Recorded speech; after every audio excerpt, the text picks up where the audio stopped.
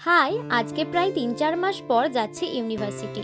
আমার মাস্টার্স তো কিছু মাস আগেই কমপ্লিট হয়ে গেছে, কিন্তু আজকে আমাদের র্যাঙ্ক সার্টিফিকেটের জন্য অ্যাপ্লাই করতে হবে, তো তাই আবারও যাচ্ছি ইউনিভার্সিটি। তো এখানে যেতে যেতে রাস্তায় কিছু ডাব দেখে দাঁড়িয়ে পড়লাম।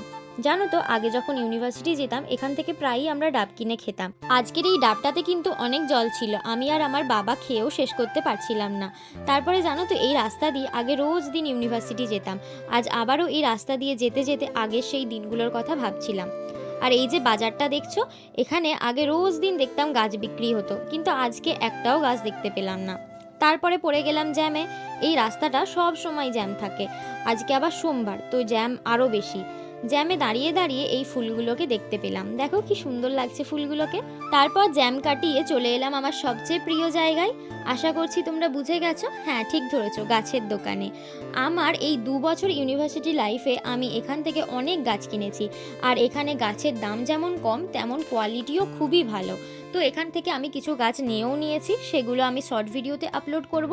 তারপরে গাছ কিনে এখানেই আমি গাছগুলোকে রেখে দিলাম, বাড়ি আসার সময় নিয়ে নেব। তারপর দেখো আমরা মেন রোডে উঠে পড়েছি, আর এই গাছগুলোকে দেখো কত সুন্দর, তাই না?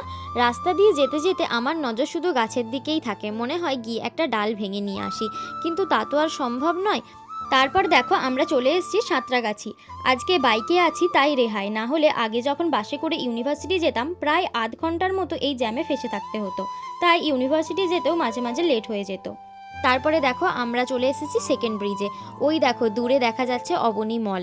এখন এই যে রাস্তাটা তোমরা দেখছো, ঠিক এর অপোজিটেই আছে ভিক্টোরিয়া, কিন্তু আমি সেটার ক্লিপ নিতে ভুলে গিয়েছিলাম। তারপরে অবশেষে চলে এলাম ইউনিভার্সিটি। তারপরে ভিতরে গিয়ে লিফটে উঠে পড়লাম।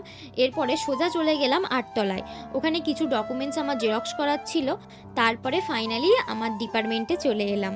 কিছু মাস এখানে আসিনি, তাতেই যেন মনে হচ্ছে কত বছর পর এখানে এলাম। এরপর একটু ফ্রেশ হতে ওয়াশরুমে চলে এলাম।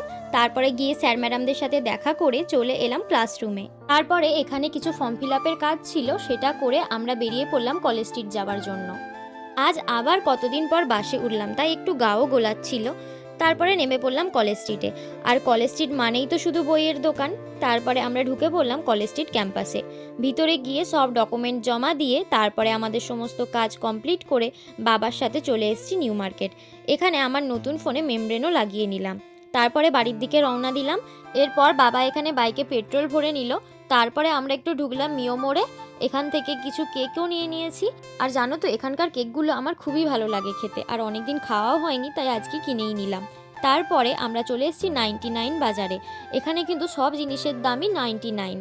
তো আজকে তো অনেকগুলোই গাছ কিনে নিয়েছি, তো এখান থেকে দেখো এই 3টে টব নিয়েছি, আর 3টে টবের দামও 99 টাকা। তারপরে আমরা চলে এলাম বাড়ি। তো আজকের দিনটা আমার এইভাবেই কেটে গেল। তোমাদের যদি ভিডিওটা ভালো লাগে তো অবশ্যই চ্যানেলটাকে সাবস্ক্রাইব করে নিও, আর একটা লাইক ও কমেন্ট করে যেও। আজ তাহলে আসি, বাই।